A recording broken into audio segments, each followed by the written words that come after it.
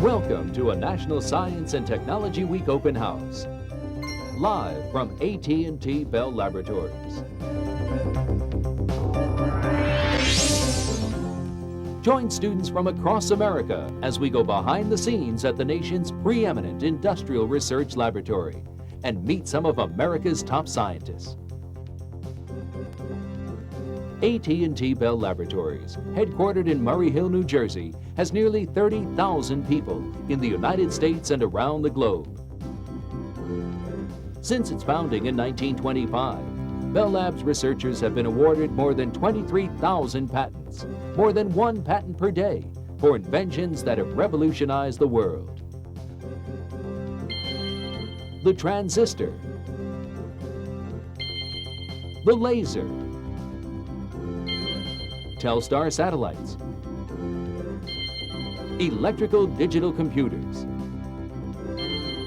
and the legacy continues today.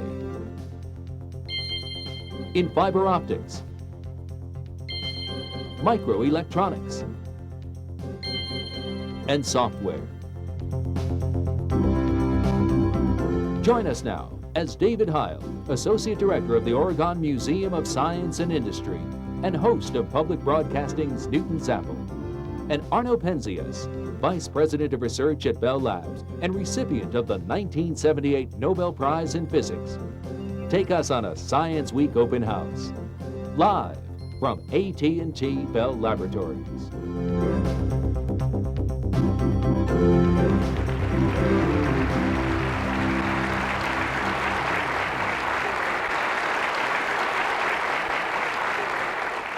Hi everyone, and welcome to Live from AT&T Bell Laboratories. It's National Science and Technology Week, so we're back here for another live broadcast from the place everyone refers to as Bell Labs. Our host here at Bell Labs is Arno Penzias, Vice President of Research. Hello, Arno. It's great to be back. It's great to have you back again. And I'm very pleased that you brought along 1 million or a few million students. Many of my hope will become America's future scientists, engineers, and mathematicians. And America in the larger sense, because it's not just the United States here this morning, we have our neighbors from Canada and Mexico as well. So good morning to all of you. Bonjour and buenos dias. You do that very well. Well, we have a very full house here at the auditorium at Bell Labs. Some 400 students, teachers, and other guests have joined us this morning. Good. And we're also linked by two-way satellite with students in Texas and Wisconsin. Oh, there's Wisconsin. Finally, we are also being seen around the globe via Armed Forces Television. So, hello to everyone out there watching. All right, Arno. Now, Bell Labs is a very big place, so where do we start this year? Well, David, in a few minutes, we'll go through 3 laboratories and meet people working in research projects like the world's fastest laser. But first, I've asked Greg Blonder, one of our research directors, to give us a very short introduction to fiber optics, a technology that's revolutionized telecommunications. Greg? Thank you, Arno. The telephone was one of the 19th century's greatest inventions, so you might be a bit surprised to hear that its inventor, Alexander Graham Bell, considered another one of his ideas, which he called the photophone, to be even more revolutionary. Before me, I have a model of Bell's first telephone, which works like modern phones. You speak into a microphone, your voice is connected and converted to an electrical signal, which goes out over these copper wires to a speaker. But Bell's photophone was entirely different. This is a mock-up of what he built. He had a light source. In his case, he used the sun, which reflected against this mirror. And when you spoke into the tube, the mirror would vibrate, changing the amount of light that would go across the room or across the city into a solar cell, which is mounted inside of this box, and then you'd hear sound on a speaker. But there are a couple of problems with this, and I've asked Eugene to come up here and illustrate what went wrong with the photophone. Speak into the tube. Testing, if the sun were to go away on a cloudy day, or if a cow were to walk in front of the beam, testing, 1, 2, 3. the sound would go. Thank you, Eugene. And in fact, for that reason, the photophone never really became used. However, in the last 10 years or so, we've come back to this idea of using light for transmission, and for a very good reason. There's a problem with a regular phone, and that's the copper wires that connect them together, and I can illustrate that over here with these balloons. Telephones use electricity, and if I can charge these up enough today, you'll see that when you use electricity, the charges interact with each other in the wires, and that eventually slows the signal down.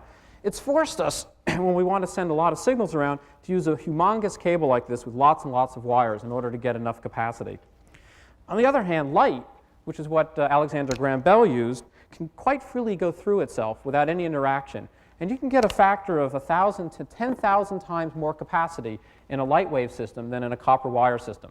But we have to fix two problems. We have to fix the problem with the sunlight. We have to fix the problem with the cows. Now, the sunlight we fixed by using lasers. Lasers are a recent invention. You probably think of lasers as something you'd see in Star Trek that you shoot at Klingons, and we're not going to put those in everybody's phone.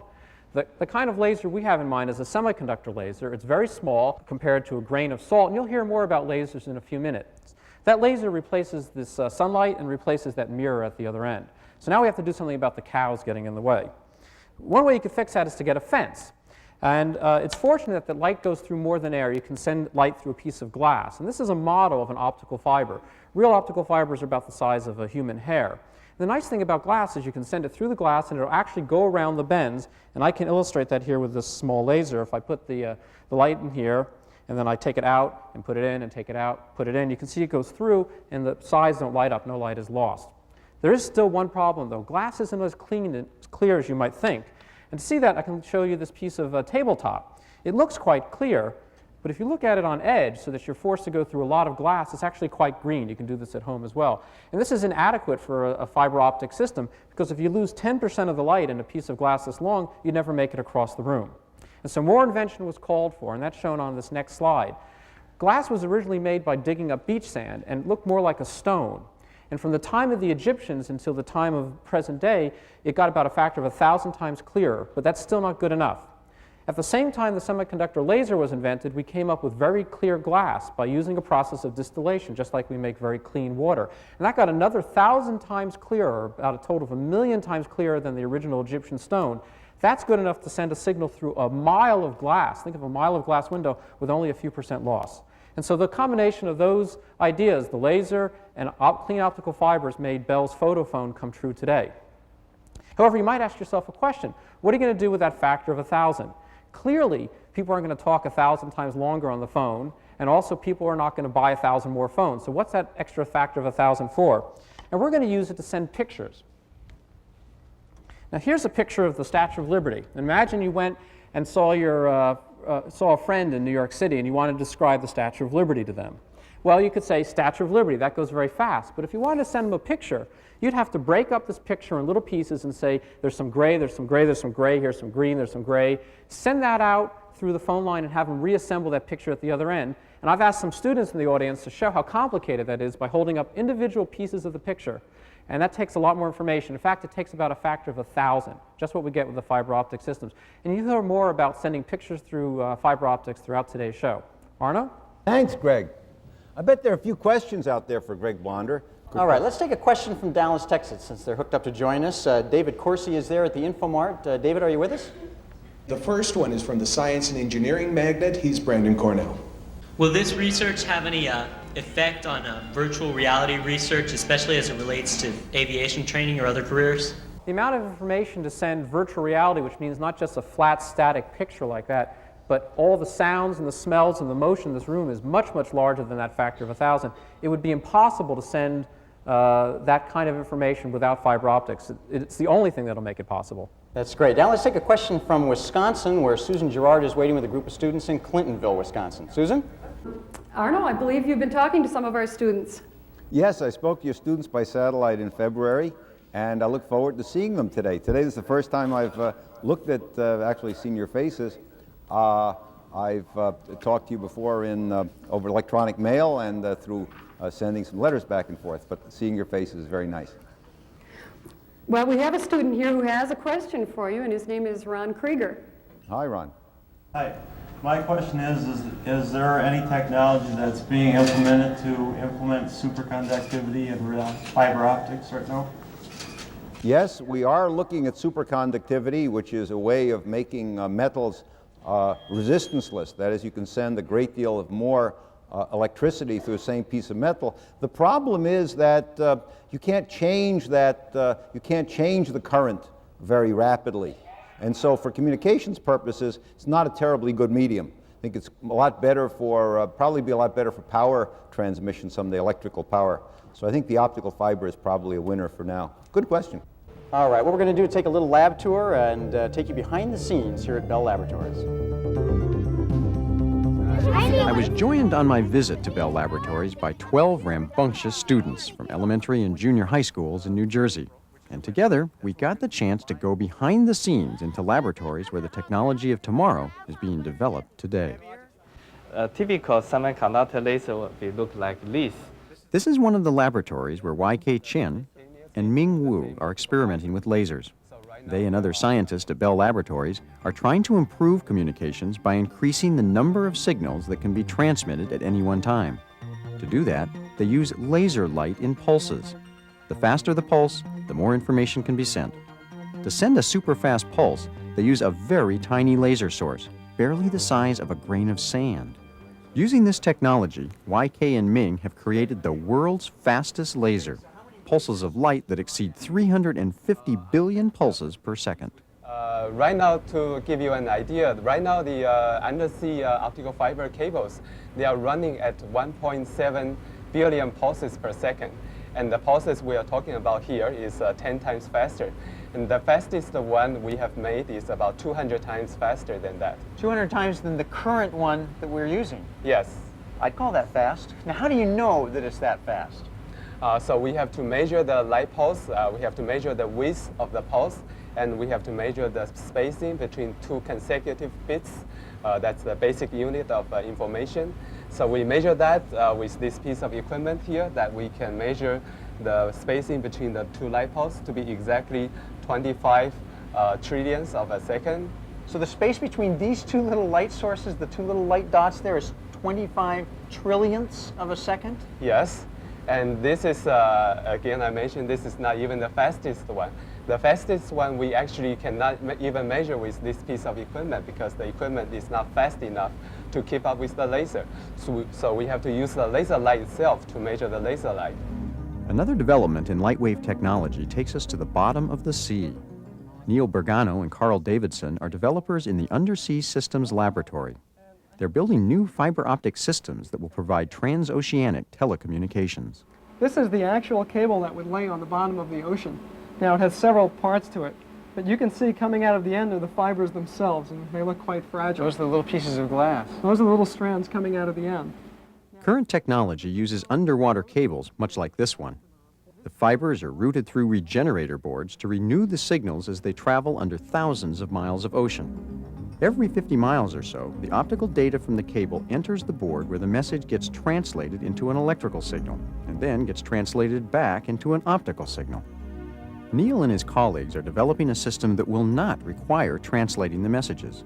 The digital circuits will be replaced with optical amplifiers, allowing more messages to be carried more quickly. Neil knows these optical amplifiers work under laboratory conditions, but how does he know if they'll work when they're connected to the 9,000 kilometers of cable under the Pacific Ocean? He recreates the Pacific Ocean in his laboratory. What we do is we've set up an experiment to simulate that very system.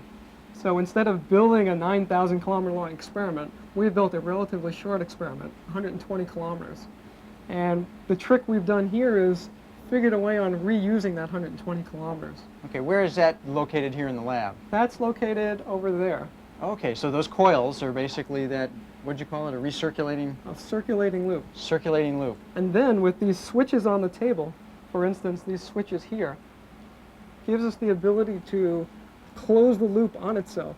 So we put the signal into the loop, close it on itself, so the signal goes round and round the loop, enough times to emulate a 9,000 kilometer system. This kind of research and development uses a lot of high-tech equipment. Digital testers, circulating loops, modulators, amplifier chains, and pink erasers? Are those just what, weights to hold things down? That's right. The fiber actually has a lot of memory. It likes to be in a position it was when it was made. And if you try to coil it up, sometimes if you put it on, you let it go, it goes boing, and it gets like a bird cage if you've ever gone fishing. So we just take the erasers and we just put them on top to Makes hold it sense to down. me. You had to order them by the box, it looks like, huh? The stock room is empty now. Yes, sometimes the solutions are simple ones. But many times, in fact, probably most times, the answers aren't so obvious. Mohammed Islam has combined the technologies of fiber optics, lasers, and semiconductors to invent something very new. What you see here is the world's fastest logic gate. It's a device that makes decisions at a rate of about 200 billion operations per second. And you're doing this all with light, with optics, This is all being done with light pulses interacting with each other. This logic gate is a modern-day patch cord. It used to be that live operators would receive the information about who a caller wanted to be connected to, and by patching the lines, the call was routed accordingly. With a logic gate, that routing information is encoded into the light going through the fiber. The light is then able to make decisions about where to go and what to do. This technology will enable fiber optic cables to handle phone calls and multimedia information like never before. The speed of this kind of logic gate is such that it could easily handle several million calls. But the point is you want to be able to go beyond that. You want to, for example, be able to, in addition to having voice on your network, also be able to have video, so you can get pictures across. You would also like, for example, to be able to interconnect computers on the same network. But the point is you don't want to just reinvent the wheel, or you don't want to just do the same old thing faster and cheaper. You want to try to use your creativity to open up new applications, new ways of doing things, different ways of doing things. And if nothing else, because it's fun, because you're looking at, you're able to take those dreams that you had maybe sitting in science class and you're back there daydreaming, or you're riding in the car and you're thinking to yourself, why doesn't someone invent such and such? Well, the point is, with this technology that you have here, you have that chance to do that.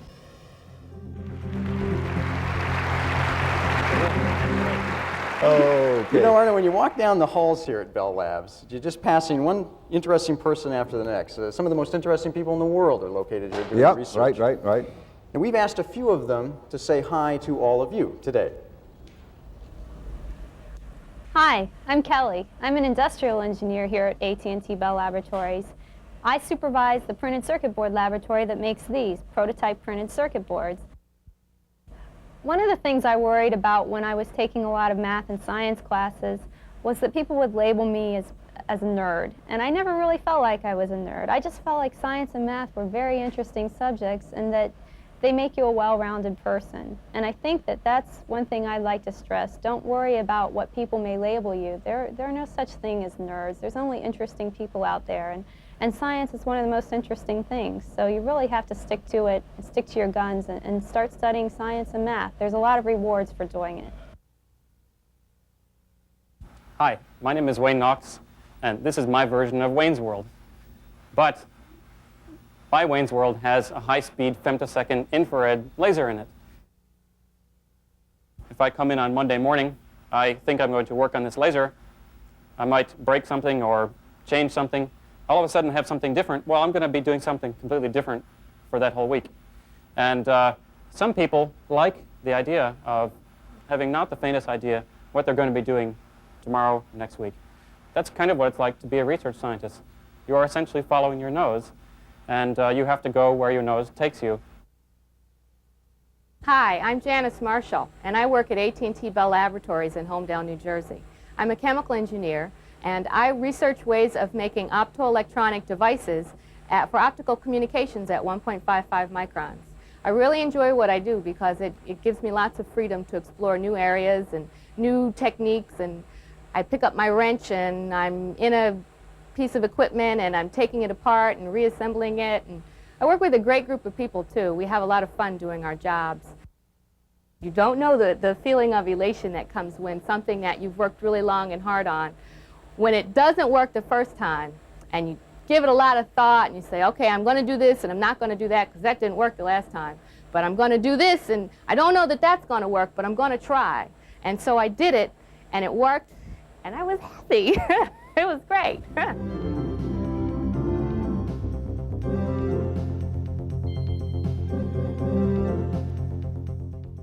Now we're going to turn our attention to mathematics. Now, I remember when I was a kid, I had classmates in math class who would always ask the teacher, why do I need to know this? Or how will I ever use this in my life? Any of you do that? You've heard those questions? You've asked those questions? Well, our next guest, mathematician Ron Graham, has no trouble finding the use for his mathematics, but he does have trouble keeping his feet on the ground. We'll see why in a minute. Ron?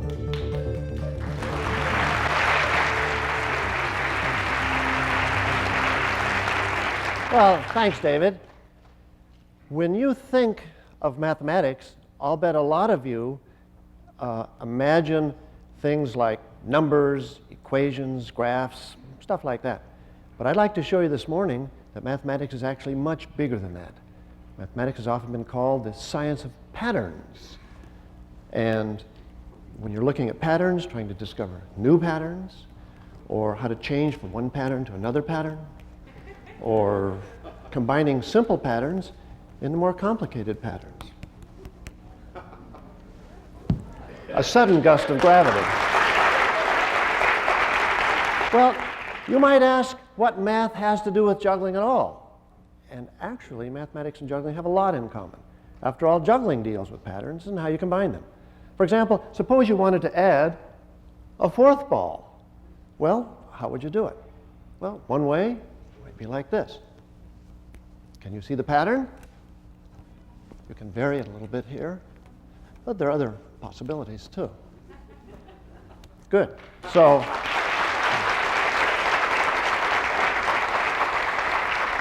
now, patterns, understanding patterns, are also very useful for designing communication networks. Suppose we look at a simple problem of connecting 3 cities together with a network of lines whose total length is as short as possible. Well, what should we do? Well, one thing you could do, you just want to make sure every pair of cities can communicate. You might do something, join those two, that's not bad. But it turns out you have another possibility. Here are 3 cities again. It's actually better to join all 3 of these lines to some point in the middle, so all these angles are equal. And this turns out to be about 10% shorter than that. Now, Mother Nature has its way, or I should say her way, of tackling these problems too, by using soap bubbles. Many of you probably imagine soap bubbles as something which are always round. But in fact, you can have flat soap bubbles as well. Let's drain this a little here. What's really happening is that the surface tension, a little drippy here, is causing the bubbles to seek the minimum area which connects those pegs together. So there's our solution, or Mother Nature's solution, to the shortest network for 3 cities. But now let's turn to a much tougher problem. Let's look at 6 cities. Now let's just put them right up here. Suppose we had our 6 cities arranged something like this. And now, this is a lot tougher, so maybe Ilka, you can get your computer program to kind of give us a hand in finding the shortest network for these 6 cities.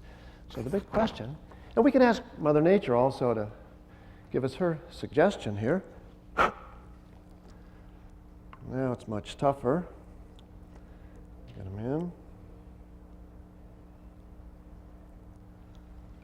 Dribbly. How you doing, Ilka? Now, you see this isn't quite, Mother Nature didn't quite get it right, but with a little help, there we go. So you can see, this is what, well, with a little more help. Mother Nature, you can't fool Mother Nature, but sometimes she needs a little help. We have something that looks like that. Oh, great, I think you got it.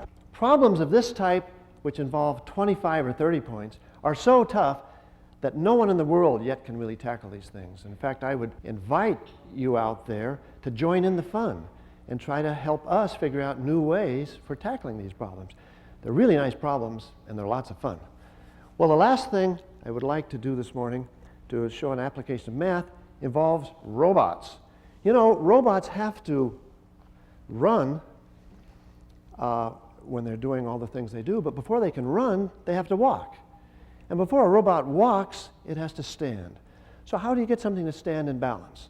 Well, if you take something like a broom, you can see that basically you've got to keep the base point and the center of gravity up here kind of pretty much in line. And the usual way to do this is to kind of fix the base point and to try to control the center of gravity. So it's like standing on one foot a little bit. Sometimes that's kind of tough. You know, if you try that with a broom, here, Frank, if you kind of sit down here and try to balance this broom just holding your hand fixed. You can, whoa, it's tough. It's definitely, yeah, it's tough. Now, suppose you could move the base point kind of underneath the center of gravity. Then I think you'll find it's a little bit easier. Yay, that's great, great. Well, so the same principle should apply to handstands. So I just happen to have some pedestals here. You'll notice this is wiggly. That's supposed to be good. The theory says if I can keep the point of support underneath, well, maybe it's easier to do a handstand. Well, the theory says it. Let's give it a shot. Looks solid, okay.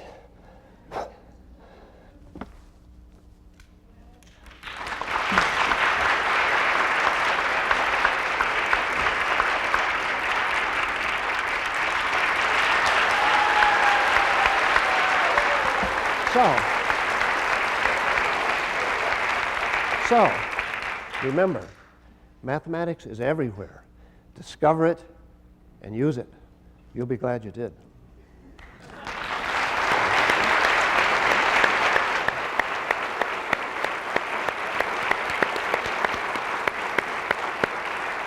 Ron, that was terrific, and I sure wish I could do that. Now, not just the math part, but the juggling and the handstand. How much practice do you suppose he's had? Well, I think he's had a lot of practice in addition to all the research he's done in math. Math is very important here at Bell Labs, David, and let me tell you why. Math is a language which describes nature. Just as we need words to talk about automobiles or trees, we need words to talk about those angles in the soap bubbles, how something is bigger than something else. We have to talk about sizes, dimensions, orders. All the beauty of nature needs a description, and that language is math. And we're only exploring that language. We're still learning more about it so we can describe nature better and understand nature better. A very poetic description of mathematics. It's time for another lab tour now. What we'd like to do is first we'll visit some researchers doing work that's destined for space, and then we're going to go to a place where you have to dress up rather strangely to get in. Take a look. Hello, Ma. By the mid-1950s, telephones and televisions were in common usage throughout the United States, thanks to microwave towers that transmitted the signals. But international transmission using this method wasn't possible, simply because the towers could not be made tall enough to get the signals around the world.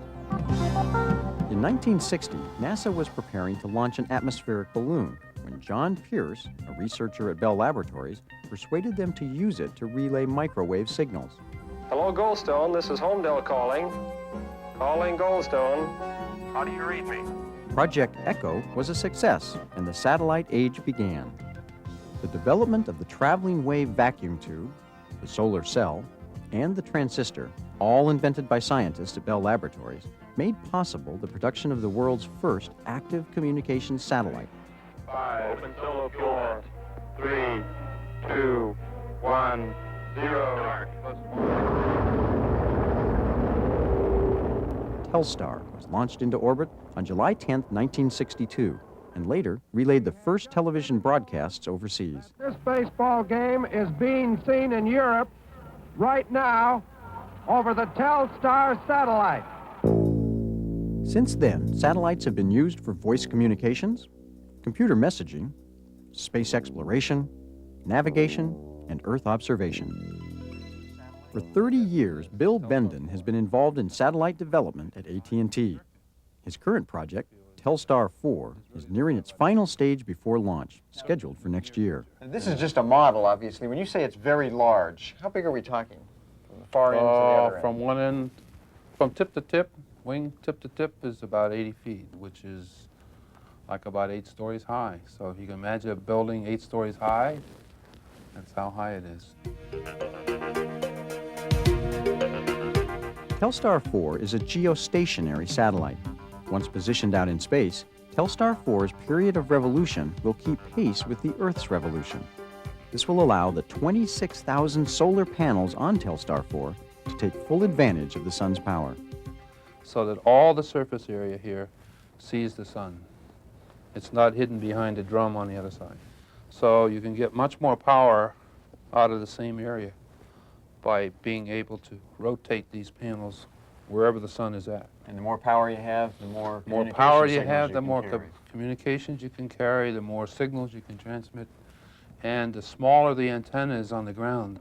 Pretty drastically different from other Telstar 4 will distribute TV signals in the U.S. for the PBS and ABC networks. And it will make possible domestic distance learning programs like today's broadcast of Live from Bell Labs. Distance learning is catching on everywhere. We want to know what peanut butter and jelly sandwiches are. Put it on bread, and you put it together, and you eat it. The satellite down there, let's draw the latitudes and longitudes. So Computer messages are one kind of information Telstar 4 will carry and transmit. But computers also are used in the design and research phase of making the satellite. Sushanta Srivastava, a member of the research team for Telstar 4, says computers are especially useful in simulating the conditions the satellite might encounter in the remote environment of space. Because without the computers, we will never be able to design a satellite which will be functioning properly up there. There is no repairman up there. We want to make sure that everything performs perfectly. And the difference between a satellite and anything on the ground is that everything has to work perfectly. There can be no failures, even though we build up redundancies. And using computers, we can find out, do extensive simulation of all possible situations and find out what are the possible failure modes and prevent this. That is why satellite technology is very unique. A satellite gets launched into space only after years and years of planning, researching, and designing. And of course, it also has to get manufactured and assembled. It is here at the General Electric Astro facility in East Windsor, New Jersey, that Telstar 4 will be assembled.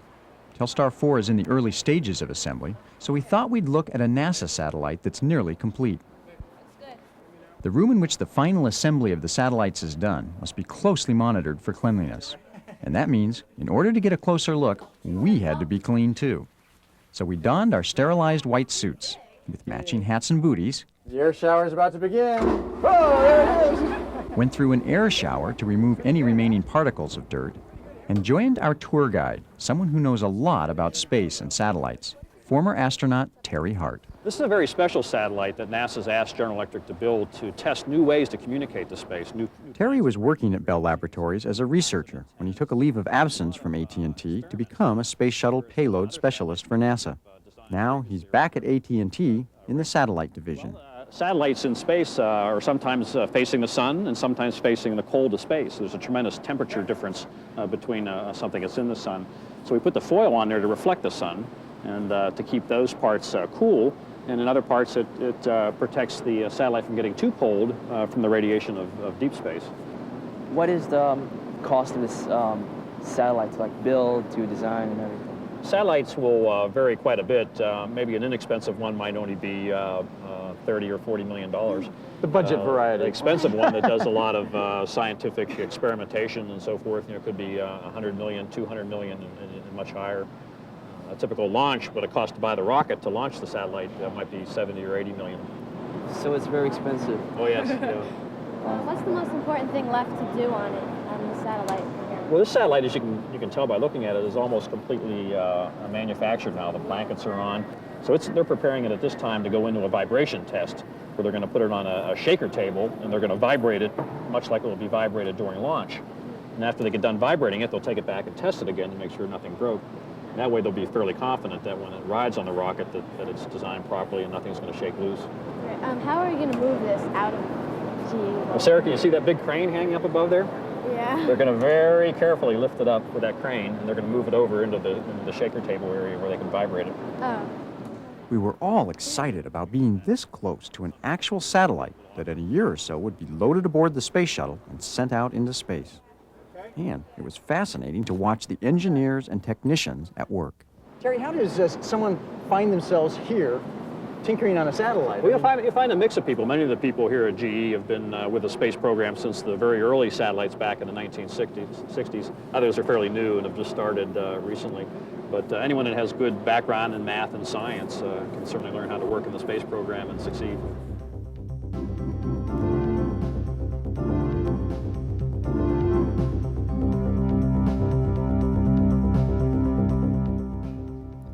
We're going to Clintonville, Wisconsin, and we're going to be talking to Susan Gerard about how students like distance learning. Susan, are you there? Yes, I am, Hi. Arno. Nice to see you. Thank you. Nice to see you too. Now, the students got a particular question, Susan, that they want to ask of Arno? Oh, yes, we do have a student that has a question about satellites. Please, I'd like to hear it. Okay. Okay. My question is, how good of a picture can you get from a satellite? How good a picture? I think like clarity, you know. I think it's good. I think it's a question. I don't think there's any limit. It's the amount of bandwidth you want to devote to it, and the amount of data processing. So I don't think there's a limit. The problem is really just in the amount of time it takes for light to get up to the satellite and back. So when you have television, there's a little bit of a delay. Otherwise, works just as well as any other communications medium. And it's great to point out that any system like a network system requires a combination of a local cooperative system as well as a national or a global system. In this case, urban telephone. Locally in Wisconsin is helping to put that one together. Right. So. There's optical fibers in Wisconsin as well, some that we did at Bell Labs ourselves that we used as part of that system. So it's a combination of technology. That's great. Unfortunately, we need to say goodbye to Wisconsin right now because we have someone waiting for us in Washington, D.C. Arno? Yeah, Senator Inouye is going to be joining us from Washington, D.C. this morning. He's taken a keen interest in education for many years, examining how the federal government can do more to encourage students to pursue careers in science and mathematics. And now Senator Inouye will be joining us from the United States Senate in Washington, D.C. Good morning, Senator. Good morning, Dr. Penzias. Senator, what are your thoughts as you see these bright young people here at Bell Labs and envisage millions of others like them around schools this morning? Well, it's very exciting for me, and I'm certain it's for all you young people tuned in this morning to get a glimpse of the wonderful career opportunities that lie ahead in scientific research, mathematics, technology, and engineering. America needs more young people like you to follow your interest in mathematics and scientific research. Your curiosity and enthusiasm to explore the unknown are key to a better life for all of us tomorrow. Now just take a look around you to get a glimpse of the future. Computers and communications technologies give us immediate access to resources we could not reach a short time ago and allow us to work together more productively. And wonderful new discoveries are being made through genetic and medical research, for example, to help us conquer cancer, heart disease, and other critical diseases. And we're learning how to use scarce environmental resources more carefully than we have in the past.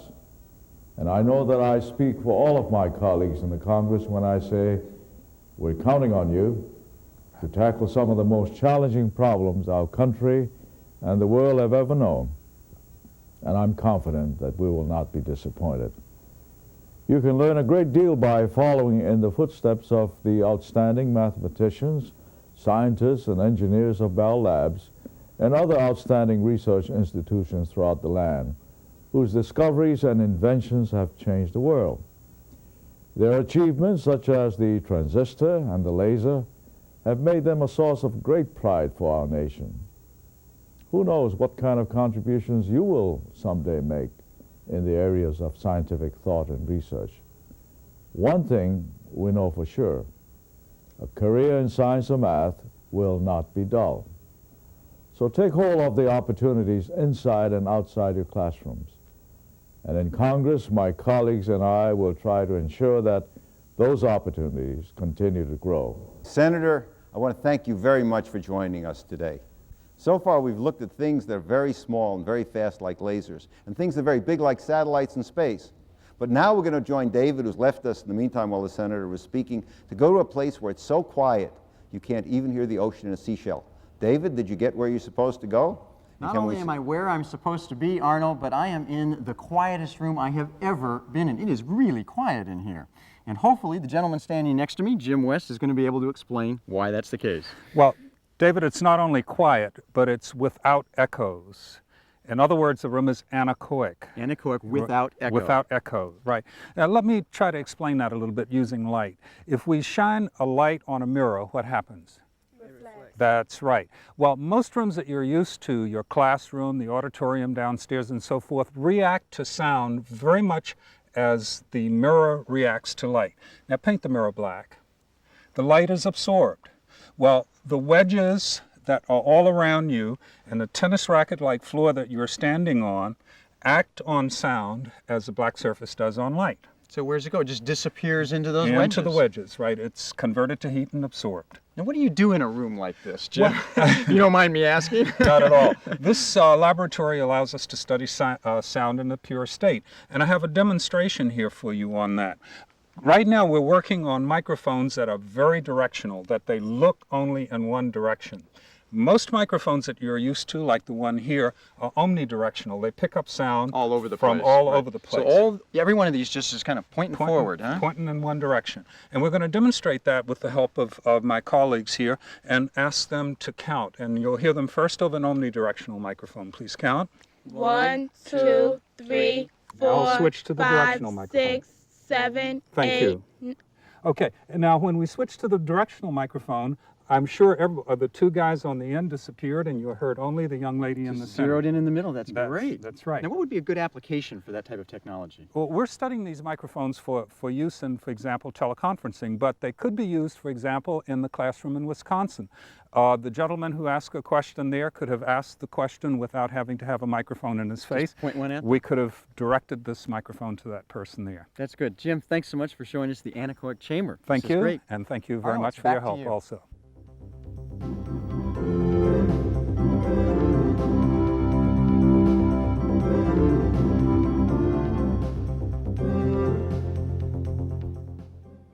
Okay, David. Well, for weeks now, thousands of you out there have been sending in brief essays on why studying science is important. Now, we've been getting your messages from all over the world, both by fax and by electronic mail. And now what we're going to do is send them around the world. And here's Bob Lucky from Bell Labs Communication Sciences Division to show us how that's going to be done. Bob?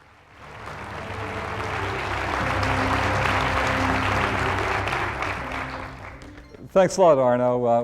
We do have wonderful messages from many of you students, and we're going to do a daring experiment by sending some of these around the world. I have a couple samples of some of the things that you've written. Here are two from North Carolina. This is from Dina Maldonado, and she writes that studying science is important because without it, people would still believe that frogs fall with the rain and maggots come from decaying meat. You know, it's true, people used to believe that. You know, it'd rain and people say, where do all these frogs come from? On a more serious note, here's one from John Cruz. If no one ever studied science, then no one would ever know the thrill of traveling faster than the speed of sound, or diving to the depths of the ocean, and we would never have been able to take one small step for man and one giant leap for mankind. And we're all proud of those accomplishments. So now we're going to take some of these messages, about 3 pages worth, and send them all the way around the world. And I'm going to be helped by a couple of friends here, Joan Fenwick and Jean Tatarczyn, excuse me, Jean. And you're going to start these on their way right now. We better get them going. I'm going to send the message with the North American comments on it. We're going to send it to our office in London where we have folks standing by. And then it's going to go on to Tokyo and then back here. If we look here on the screen, we can see that the message is addressed to ELS London. That's an address. It's a mailbox address where we can send computer text messages. And we'll send this right now. We can see, we can scroll down through the text of the message. We can see we have various comments from people in the local area on the Learning Network. Okay, thanks a lot, Jim. You better get that thing going, because if it doesn't get back here, you're going to have to do a handstand. Right. Not him, he can do that, not me. Joan, how did we get these messages? Want to tell us a little about that? Sure. Bob, the messages really have come to us in 2 different ways, both of them electronic. First, a lot of students from around the country have sent the messages to Bell Labs using fax or electronic facsimile. We also received a lot of messages from students around the world on the AT&T Learning Network. And this is a very innovative program offered by AT&T EasyLink Services, where we using electronic mail or email, we link students from all over the world together to other students that they can discuss their histories, their cultures. They can talk about and do share messages from Alaskan students talking about the Iditarod, or they discuss the breakup of the Soviet Union with students in Moscow. It's innovative. They just use a PC, a modem, and a phone line and the software that Jean's describing to us. And right now we have 35,000 students in 22 countries sharing that dynamic type of discovery with one another. It's very exciting. Yeah, thanks a lot. Let's talk a little bit about what happens here. The messages, we have about 3 pages worth, get changed into bits for transmission. In fact, I've got my name in bits to show you how this goes using a code of ASCII, so you can see my name in 1s and 0s. Our message is changed, I usually don't pronounce it that way though. Our message is going to be changed to about 100,000 bits, and it's being sent down to Georgia, where at Atlanta it goes into a computer. The computer looks at those bits and it reads the address and say, hey, these bits are for London. So the bits join the bit stream across the undersea fiber optic cable, where they're together with hundreds of millions of other bits. They're out there right now somewhere, hopefully. And at London, we have a computer, an AT&T computer, that looks at them again and say, this is for us. And now how are we going to be sure that they actually went through London? What we'll do is we'll take the messages from the Learning Network students around Europe and we'll add them to the US message on the bottom. So when we see those messages, when it finally returns to us, we'll see the messages from London right on the bottom, then we'll send that message off to Tokyo and add again the messages from Asia. How's it going? I got a note from London that they already received the message. message. Already to London, they're out there. And what's great about this actually is that these are the same bits. I mean, we're going to send 100,000 bits out there, and they're going to be exactly the same when they come back. And that's what's great about digital transmission. I mean, it's like what's great about your compact disc. It's like forever. Bits are sort of indestructible. And so we can guarantee the same message to come back. We use this kind of messaging all the time here at Bell Labs for our friends around the world. And in fact, more than half of all the traffic now across the oceans is facsimile, is messages, not people talking on the telephone. And the reason is mainly, you know, they're sleeping while we're awake. It's late at night right now in Tokyo, so this is a great way to do it. How are we doing now? Well, are they lost out there? They forwarded the message on to Tokyo, and now we're waiting for Tokyo. Oh, okay. I think one thing to keep in mind is that the telecommunications and computer networking is sort of bringing the world closer together. The fact that you had mentioned that someone on the other side of the world, as you say, they're asleep while we're eating lunch. And so messaging, you can send it when it's convenient for you. They can read it when it's convenient for them. Right. It really crosses all the time zones, and it allows you to be in communication, independent of time zones or class schedules. Right. In fact, I exchanged messages with people in bomb shelters in Haifa during the Gulf War. It was a great little personal thing. You couldn't even call them on the telephone, but computers were talking back and forth. You better get those back here now. Okay. You better be practicing your gymnastics. Exactly. We also had students during the war exchanging messages with students from around the world about what it was like to go to school with a gas mask. And that really brings the drama of global events very, very close to home, and it makes it very, very personal and allows our students to become tremendously involved. I hope a lot of you students out there are using this kind of messaging right now. Okay. There it is. Here there it is. Just in the nick of time. All the way back from around the world. Congratulations. Wow, close one. I wanted to see him do a headstand. Okay, Bob. Thanks a lot. And thanks for making it look a little more difficult. That added the excitement.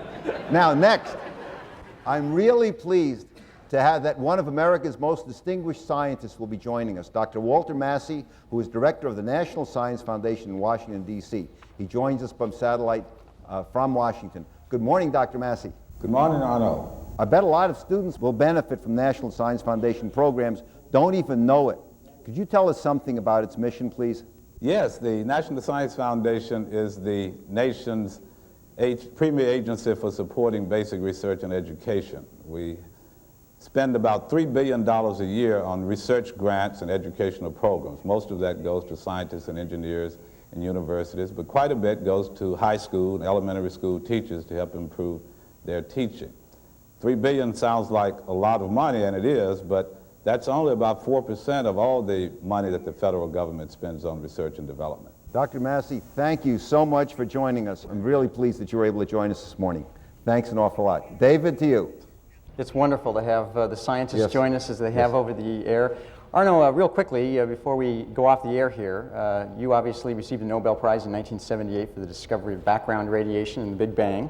It's back in the news now in a very big way. What do you think about the recent results? Well, I think it's gratifying to see that the things that the scientists started thinking about for centuries have now come up on our on pieces of paper we can look at, that we can examine. That's terrific. It's really nice, and I think it's just another exciting part of science. Well, And I was very lucky to have worked on it. Yeah, again, congratulations that it's still going Thank you. on.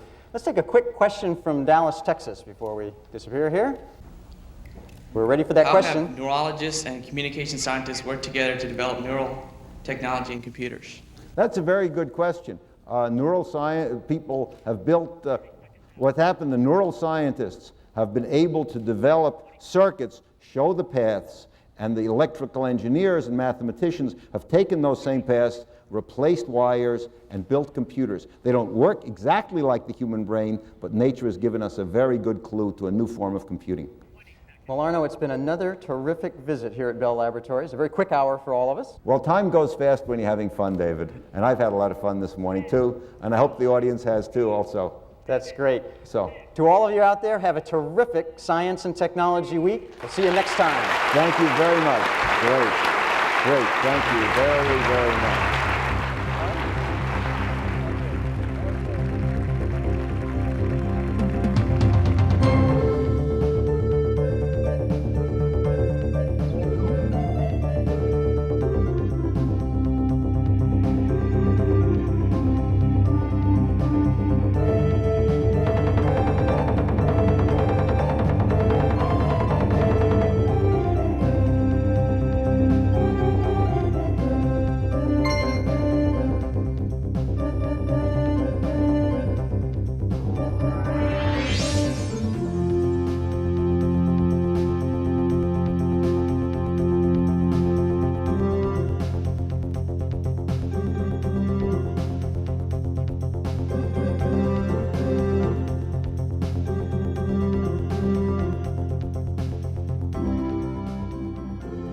This has been a National Science and Technology Week Open House, live from AT&T Bell Laboratories.